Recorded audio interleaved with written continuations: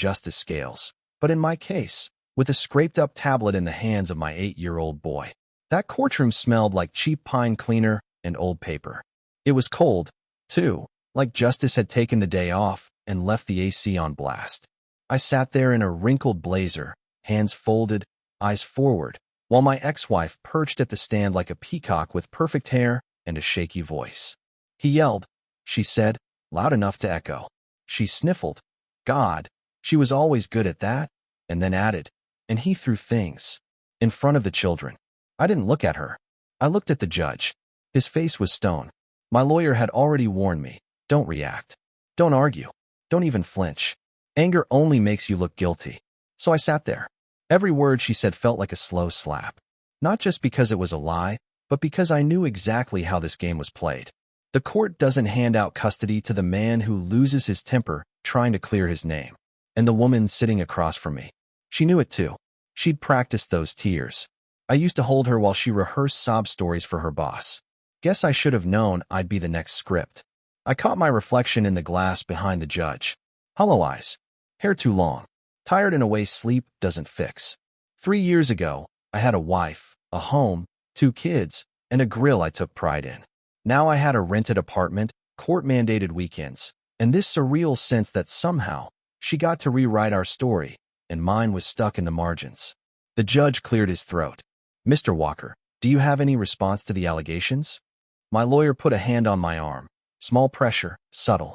No, Your Honor, I said. My voice was steady, flat, like I'd practiced 100 times in the mirror, which I had. But then came the voice. Soft, innocent.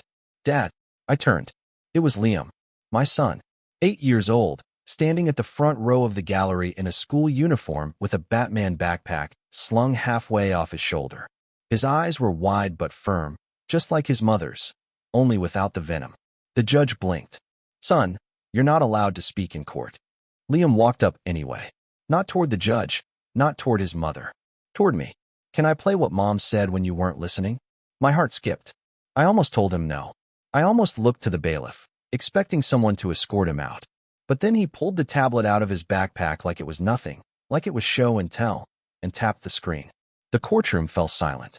Then her voice filled the room. It was grainy, but clear. No, I don't care if he's crying. Let him cry. I want them to see him angry. That's how I get custody. There was a pause. Then laughter. Not mine. Hers. If he doesn't yell, I'll push until he does. The judge doesn't need the full story, just the right soundbite. The judge froze. Literally, like someone had hit pause on his brain. My ex-wife's face turned the color of sour milk. And her lawyer, that smug shark of a man, he lowered his head like someone had pulled the string on a marionette. Dead quiet. I didn't say a word. Because I didn't need to. You could have heard a pin drop on carpet. The courtroom, full of clipped haircuts and tighter mouths, turned into a mausoleum the moment Liam hit play. My ex-wife, Stephanie, looked like someone had yanked the floor out from under her heels. But it wasn't just the words. It was the tone in her voice on that recording. That cold, rehearsed cruelty. The calculation. She didn't just want custody. She wanted character assassination. A clean execution of the man I used to be. And for what? A cleaner image? A bigger alimony check? The judge looked at me like he'd just been slapped in the face by a ghost. Where did this come from? My lawyer cleared his throat. Your Honor, we weren't aware of the recording prior to today. It appears to have been made by the child, Liam, using his tablet's voice memo app. It may qualify as admissible under state wiretap consent laws, given that one party involved was the child in his own home. Stephanie stood. This is ridiculous. He's a child. He doesn't know what he recorded. That audio could have been manipulated. But her voice shook now, not the way it had when she was pretending to tremble at my imaginary temper tantrums. This was the tremble of someone caught mid-lie, watching the trapdoor swing open. Sit down, Mrs. Walker, the judge said sternly. She flinched. And I'll tell you something, I didn't feel joy. Not then. Not exactly. What I felt was something heavier. Like watching a dam collapse under the weight of its own lies. I'd spent a year fighting a shadow, arguing with a version of me that never existed, crafted in whispers, weaponized in court filings. And now, finally, that shadow had a crack of light through it. The judge called a recess. 20 minutes. I stepped outside with Liam. He looked up at me, tablet still clutched in his hands like a shield. Did I do good, Dad? I crouched down so we were eye to eye. You did the bravest thing I've ever seen, buddy. He blinked. Even braver than that time you killed the spider with your shoe? I smiled. Way braver. I held him, and for the first time in what felt like forever, I didn't feel like a man holding on to the edge of a cliff. I felt grounded, anchored. That boy, my son, had just dragged the truth into the light when the world wanted to keep it buried. Behind us, my ex-wife's lawyer was pacing outside the courtroom like he'd just realized the ship he boarded was taking on water. And it was. Fast. The rest of the day moved in slow motion. My lawyer filed for an emergency motion to review custody. The judge allowed the recording into evidence, noting that it substantially undermined the credibility of the plaintiff's testimony. Stephanie tried to recover, but she was done. Her words were the rope she tied and handed to the hangman. By 4 p.m., I walked out with joint custody reaffirmed, the temporary restraining order against me lifted, and a court order mandating Stephanie attend counseling and parenting classes before any sole custody could ever be considered again. She didn't look at me as we passed in the hallway, but Liam did. He held my hand the whole way to the car. I strapped him into his seat and just sat there for a second, watching him scroll through his Minecraft world like nothing had happened. Dad? Yeah. Will Mom be mad at me? And there it was, the crack in my armor. Because how do you tell an 8-year-old that the truth shouldn't come with guilt? That doing the right thing can still make people angry? I didn't lie to him, though. Not after everything. She might be. But that's not your fault, buddy. You told the truth. And that matters more than anything. He nodded and turned back to his game. And me? I turned the key in the ignition and pulled away from the courthouse, feeling, maybe for the first time in months, like the road ahead finally belonged to us. I dropped Liam off at my sister Rachel's place that night. She hugged him like he was made of glass and shot me a look that said, "We'll talk later." She was always better with silent communication, another gift from growing up in a house where shouting was a luxury we couldn't afford. I needed time alone, not to celebrate, not even to think, just to breathe. My apartment still smelled like old takeout and carpet cleaner. I dropped my keys in the bowl by the door and collapsed onto the couch, staring up at the ceiling like it might finally give me some kind of divine sign. Instead, it gave me silence. And that's when it hit me, not the relief, not even the justice, the anger. For a full year, I'd kept my head down while Stephanie painted me as a monster. She lied to therapists, to teachers, to my own mother. She told friends I was unstable. She told the court I was a threat to my kids. She played the victim like she was born for the stage. And I played the quiet, patient father, because the courtroom punishes rage with steel bars, not sympathy. But now, I had something better than rage. I had proof. The next day, I called Rachel. She answered on the first ring. "You okay?" she asked, skipping pleasantries. "I'm breathing." That's a start. I still can't believe he had the recording. Neither could I. She paused, then asked, "So what's next?" I stared at the ceiling. That's the thing. She tried to nuke me, Rachel. She didn't just stretch the truth, she loaded it into a cannon and fired at my life. I'm not walking away from this like nothing happened. Silence on the other end, but not judgment. "Okay," she said. "So what's your move?" That night, I pulled out the manila folder I'd been filling for 6 months. Bank statements, schedule inconsistencies, GPS pings, emails, a receipt from a boutique hotel on a Tuesday. She said she was at therapy, and one particularly curious invoice from a private investigator she accidentally billed to our joint card before the divorce finalized. Turns out, while she was painting me as unstable, she was building her own little glass tower of deceit. And she assumed I'd never look up. I always look up. I didn't go scorched earth. That's not my style. But I did send her lawyer a letter. Attached were documents, timelines, correspondence, the kind of carefully worded threat that said, "I could bring this to court and make a public mess, or we can renegotiate every damn thing you demanded like civilized adults. No more lies. No more silent concessions." I'd found my voice again, and this time, I wasn't about to whisper. The next day, her lawyer called mine. "We're open to new terms," he said.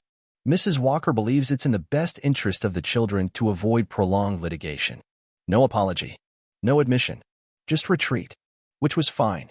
She didn't owe me closure. But she owed Liam the truth. That weekend, he asked if he could see her. I drove him over. I waited at the curb. And before he got out, I asked him one thing. If she says something that doesn't feel right, if she ever makes you feel like telling the truth was wrong, You call me. Deal. He nodded. Love you, bud. Love you too, Dad. And off he went, backpack bouncing, hair still wild from sleep. He didn't know he'd saved me. That by holding up that tablet, he'd broken the spell, dragged me out of the pit they tried to bury me in. But I knew, and I'd never forget it. Stephanie called 3 days later. Blocked number. Of course. I let it ring once. Twice. I didn't want to answer. But I did. She didn't start with hello. You made me look like a liar. I didn't even flinch. You are a liar. The silence on the line stretched like an overwaxed smile. I was emotional. You weren't exactly a saint either. I laughed. Couldn't help it. That same shallow deflection she always used, cutting truth down into fragments small enough to swallow without choking. I never lied to a judge. I never weaponized our son. You did that. Her voice changed softer now, manipulative. I don't want this to become toxic for Liam's sake. You already brought him into it, I said, flat. He's the one who saved me. Saved you? What? Now you're some kind of victim hero, she snapped. No, I'm just not your target anymore. Click. I poured myself a drink. Not out of celebration. Out of ritual. Reflection.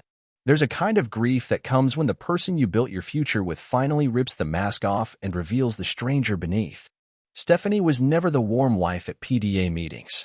She was the woman who memorized people's weaknesses the way other women memorized recipes. And when I think back, way back, I remember the first time I saw that flicker of cruelty in her. It wasn't aimed at me then. It was at a waitress who got her order wrong. But the way Stephanie smiled while she humiliated her, that stayed with me. I just didn't know I'd be next. The PI I hired, Reed Maddox, called the next morning. About what you asked for, he said. You're sure? Photos, texts, GPS history, the works. She was with the same guy for almost 9 months. Name's Justin Keeley. Works in corporate law. Divorced, no kids. And yeah, he knew she was married at the start. Of course he did. I looked through the folder Reed delivered like I was flipping pages of a manual on betrayal. Dates. Hotels. Conferences. Dinners where Liam and I were home alone eating reheated mac and cheese while she was getting hand-fed scallops by a man who didn't have to fight for visitation rights. The part that got me? One photo, Stephanie laughing, her hand on Justin's chest, same smile she used to give me when we were dating. That carefree glow she claimed I worked out of her. Nah, that wasn't me. That was the guilt she never had. So I planned. Not revenge. Not directly. That's too messy. Too obvious. I wanted exposure. The kind that can't be scrubbed clean with a PR statement or crocodile tears. Stephanie had recently been named to the board of a Women's Integrity Foundation, a nonprofit meant to support single mothers escaping toxic homes. I sent an envelope to the director. No return address. Just the recordings. Screenshots. Timeline summaries. Hotel receipts. I didn't include a note. Didn't need to. Because people like her, when exposed, don't burn alone, they crumble, and their reputation with them. By the end of the week, her name disappeared from the foundation's website. No announcement. No scandal. Just vanished. My lawyer called 2 days later. Stephanie's attorney has withdrawn. She's shopping for new representation. That told me all I needed to know. The castle she built out of fiction? Foundations were cracking. And I hadn't even dropped the final stone yet. Justin Keeley. The name sounded like a cologne line for men who cheat on their taxes and smile while doing it. I didn't know him, not really. Just a LinkedIn profile, a toothy grin in a firm biopic, and a couple of mutual connections I wouldn't trust to dogsit, let alone vouch for someone's character. But Reed, my PI, he knew how to dig. And what he found? Well, let's just say Stephanie wasn't the first wife he got cozy with. He had a pattern. And she was his type, angry at her husband, bored with her marriage, looking to trade security for excitement. They met at a bar. Of course they did. One of those downtown wine lounges with candles on reclaimed would end a drink menu longer than a CVS receipt. According to texts we pulled, it was a serendipitous encounter. That's what she called it. I called it something else. Justin didn't care that she was married. He leaned into it, told her she deserved better, that she glowed, that she was too fierce to be domesticated. Funny. I used to think she was just confident. Turns out, she was waiting to be fed lies wrapped in compliments. I tracked him down one afternoon. Didn't approach. Just watched. He stood outside a high-rise downtown, phone in one hand, designer briefcase in the other, like a walking resume.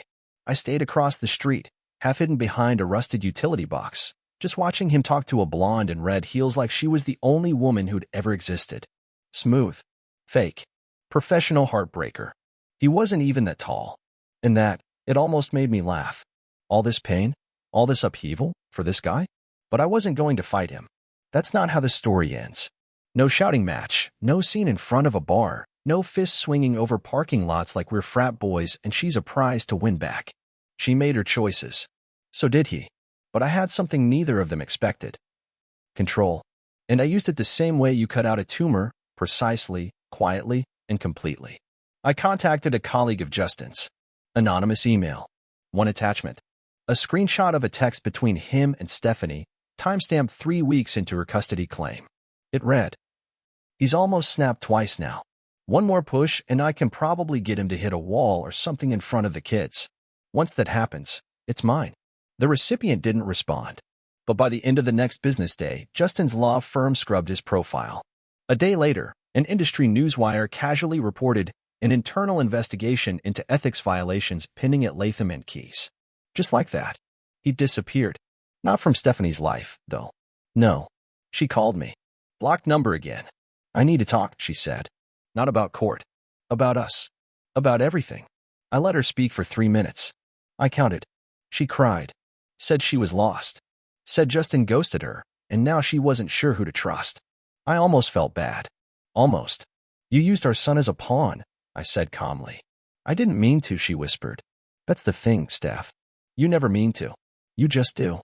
And I hung up. Liam came into the room just after that, asking if I could help him with his science project. He wanted to build a solar system out of styrofoam and string. I said, of course. I said, let's make the best damn Saturn the third grade's ever seen. Because this quiet night, this moment with glue on my fingers and my son laughing over toothpicks stuck in Mars, this was mine. Not the courtroom. Not the heartbreak. Not the lies. This was the win. Rebuilding doesn't start with bricks. It starts with silence. Not the kind that echoes like emptiness, but the kind that hums. The kind that fills a house when you're finally not walking on eggshells. When you're not second-guessing a look or bracing for a storm disguised as a question. That week, I noticed it. The quiet peace. Liam laughed more. He started asking questions again, not just the easy ones like, why is Jupiter so big? But the ones kids only ask when they feel safe. Did you ever cry when you were a kid? Why did grown-ups stop being friends? I answered all of them. Honestly. Carefully. I told him it's okay for men to cry. That sometimes grown-ups stop being friends because one of them changes, or because one stops listening, or because one starts lying. Stephanie stayed silent. 2 weeks. No calls. No lawyer. No drop-ins with sudden bursts of maternal instinct. It felt unnatural. But I knew better. Stephanie didn't know how to disappear. She was the kind of woman who needed to control the narrative. So if she was quiet, she was recalculating. I braced for it. And it came. Not in court. Not through lawyers. Through a blog post. Yeah, you heard me right. She'd started a blog. Single and still standing, a pastel-colored pity party with just enough passive aggression to coat every lie in a layer of growth. The first post? Sometimes people rewrite your truth with their own version of events. But I know what happened. And I forgive myself for loving someone who turned cold. She didn't use my name. She didn't need to. Her crowd knew. Her followers, her curated gallery of backpatters and, you go girl, commenters, ate it up. One of them even messaged me. You should be ashamed. You broke her. Yeah? Then why was she still on video, laughing with another man while our son sat at home waiting for bedtime stories? I didn't respond. That was the old me. The one who thought truth spoke for itself. Now I knew better. So I posted a photo. Just one. Me and Liam. Covered in paint. His science project behind us like a kindergarten Mona Lisa. Caption? We don't need to rewrite history. We're too busy building the future. That post got no likes from her circle. Didn't need any. It got one comment from my sister. Just a heart emoji. That was enough. I got a call from Liam's teacher 2 days later. She asked if everything was okay. I tensed up. Those words used to mean 1,000 things were falling apart. But this time, Liam's been brighter. More engaged. He's smiling more. Whatever you're doing, Mr. Walker, keep doing it. That night, after he fell asleep in a fort we'd rebuilt with new sheets and a better roof line, I sat on the couch and just breathed. No court filings. No lawyers. No venom. Just the weight of a future that suddenly felt like it might belong to me again. Stephanie still posts. Her version of the world? It's still curated, filtered, and saccharine. But it's hollow. No photos of Liam. No new man. No joy that isn't posed for a lens. And me? I've got glue under my nails and a kid who hugs tighter now, who laughs deeper, who trusts again. And I'm just getting started. It was a Saturday morning when the past finally stayed in the past. Liam and I were at the community center. He'd signed up for a kids' robotics workshop. Not because he was into robots yet, but because his friend Miles from school told him they got free snacks and got to use screwdrivers. That was enough to sell it. Me?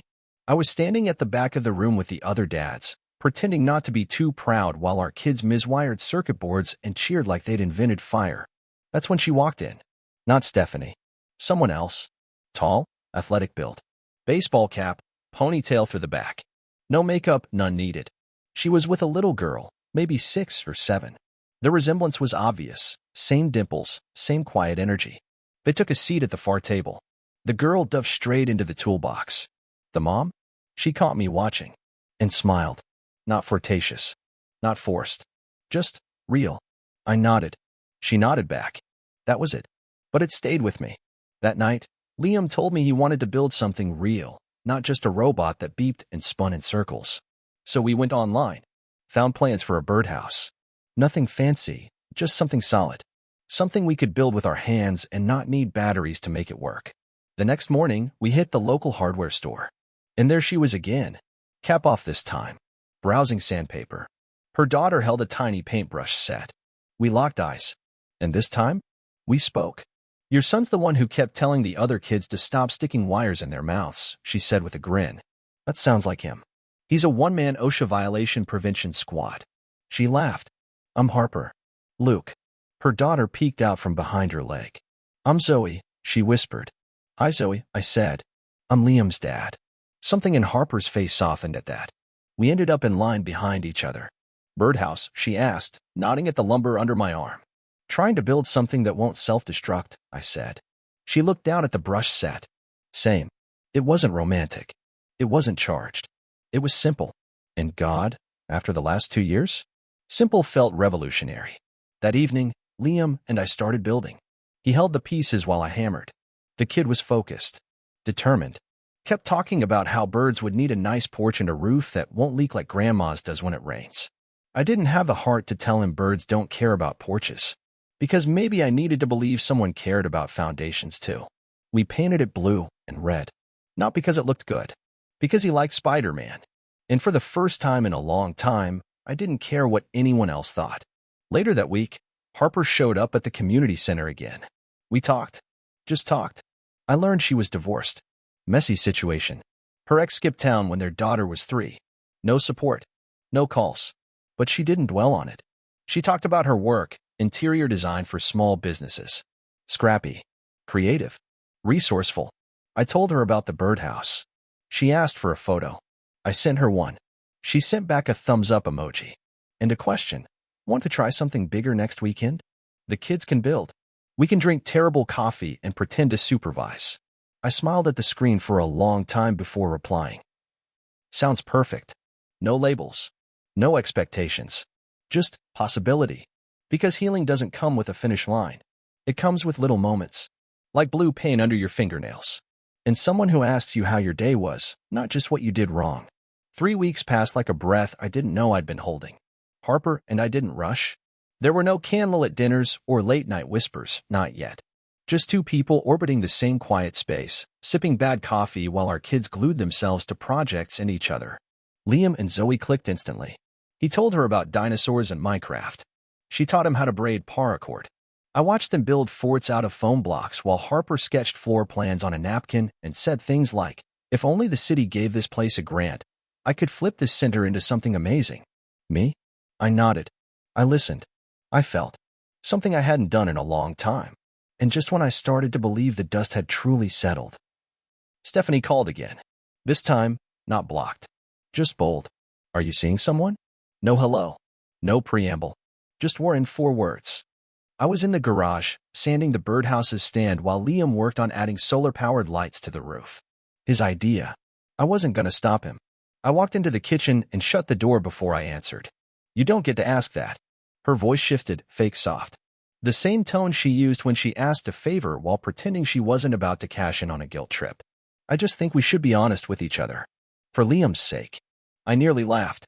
For Liam's sake? You mean like when you coached him to lie to the counselor? When you told him I'd probably find someone new and forget him? She went silent.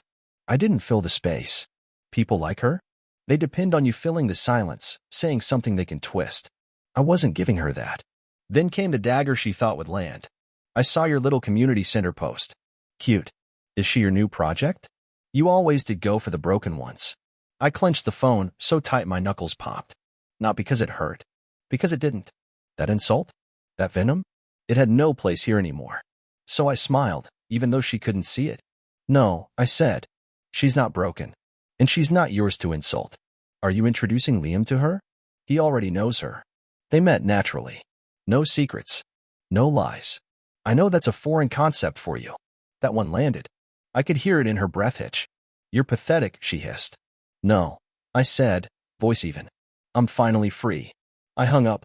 Blocked the number this time. For good.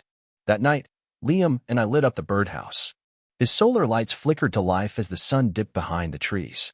He clapped like a kid who'd just summoned fire from stone. I took a picture. Sent it to Harper with a caption. Might be the only house in the neighborhood that glows without drama. She replied. That's exactly the kind I like. Later, after Liam was asleep, I sat out back with a beer, looking at that glowing birdhouse like it was a beacon, my own small monument to survival. Stephanie could snarl from her cave all she wanted. I had something stronger than spite now. Direction. Dignity. Peace. And for the first time in a long, long while, a future. It started with an envelope. Plain. No return address. Just delivered, tucked under my front door one Thursday morning while Liam was still brushing his teeth. I knew that kind of silence. The way guilt leaves things unspoken so it can pretend it's clean. Inside, a custody petition. Stephanie was requesting primary custody again. Claimed my emotional instability and questionable romantic entanglements were creating an unsafe and confusing environment for our son. Yeah, that's how she phrased it. Unsafe. Because I was dating someone who didn't lie under oath or cheat at hotel retreats. Because I was stable now. She couldn't stand it. Control was slipping. And she was panicking. I took it straight to my lawyer. She raised an eyebrow, read the filing twice, then leaned back and smiled at cold, predatory grin attorneys keep tucked behind polite voices. She's desperate, she said. And that means she's sloppy. You want to fight it? I looked out the window.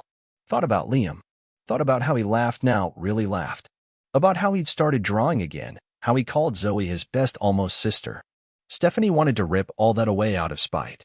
So yeah, I wanted to fight. But not with fists. With facts. We gathered everything. The video recording, the one from court, that stayed at the top of the folder. Then the therapy records, Liam's progress, his counselor's notes about improved emotional health since the joint custody. Emails. Texts. A screenshot of Liam's teacher's comment. He seems more relaxed when he knows he's going to Dad's. I didn't just build a case. I rebuilt a wall. One she wouldn't climb this time. Court date came 2 weeks later. Stephanie came in wearing white. White. Like she was the innocent one. Her lawyer looked like a deer trying to lead a wolf to safety. I sat there in my gray blazer, hands folded, calm. Because I knew how the story ended. I didn't speak much. Let the evidence speak for me. The counselor's report was read aloud. So was the message from Liam's teacher. And then, the judge asked Liam's counselor a single question, one that echoed through the courtroom like a verdict before the verdict. Do you believe the child's emotional well-being is better under current shared custody? She didn't hesitate. Yes, Your Honor. And I would strongly recommend maintaining the current arrangement. Any disruption could undo the progress he's made. Stephanie didn't cry this time. She just sat still, blinking hard, her mouth twitching like she wanted to say something that might save face. But there was no mask left to wear. The ruling came down an hour later. Joint custody upheld. Stephanie was ordered to complete another 6 months of therapy if she wanted to file anything again. My lawyer leaned over and whispered, checkmate. Outside, I didn't gloat, didn't smile, didn't even stop walking, until I got to the car, where Liam sat waiting, legs swinging from the seat, Zoe's friendship bracelet on his wrist. You okay, Dad? He asked. I looked at him, at the bright eyes, the small smile. At freedom, sitting there in a booster seat with a juice box. Yeah, buddy, I said. I'm more than okay. Stephanie didn't call, didn't write, and I didn't check her blog again. Not because I was scared of what she'd say, but because her words meant nothing now. She could scream into the void all she wanted. I was done letting her echo in my life. It was a Wednesday afternoon. Spring had finally crawled out from under the snow, and the backyard was full of half-dried mud and the scent of fresh-cut grass. Liam and Zoe were building something, again. A bug sanctuary, this time with twigs, moss, and a welcome sign Liam scrawled in Sharpie on a scrap of cardboard. I was sitting on the porch, sipping lukewarm coffee and half listening to them debate whether spiders counted as residents or landlords. Then I heard the knock. 3 short raps on the front door. Not urgent, not timid, just intentional. I opened it and came face to face with a man I'd never seen before, but immediately didn't like. Khaki blazer, clean haircut, the kind of smugness you can't wash off with soap. Early 40s. Looked like he knew the price of everything and the value of nothing. Can I help you? He looked past me, then back at my eyes. You must be Luke. I'm Owen, Harper's ex-husband. Oh, of course. I didn't say anything for a second, just stood there, letting the silence wrap around him like a noose he didn't know was there. He smirked like a guy who's too used to being welcomed into places he doesn't belong. I'm in town on business. Thought I'd stop by, say hello.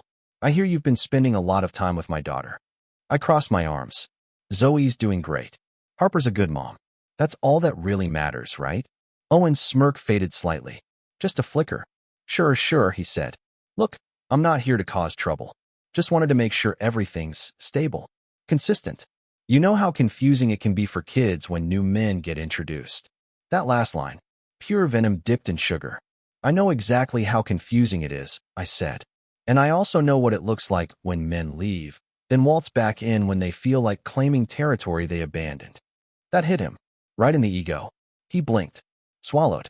Tell Harper I stopped by, he said, stepping back down the porch. I will, I said. And Owen? He turned. If you're looking to cause waves, don't be surprised if you drown in your own wake. I told Harper that evening.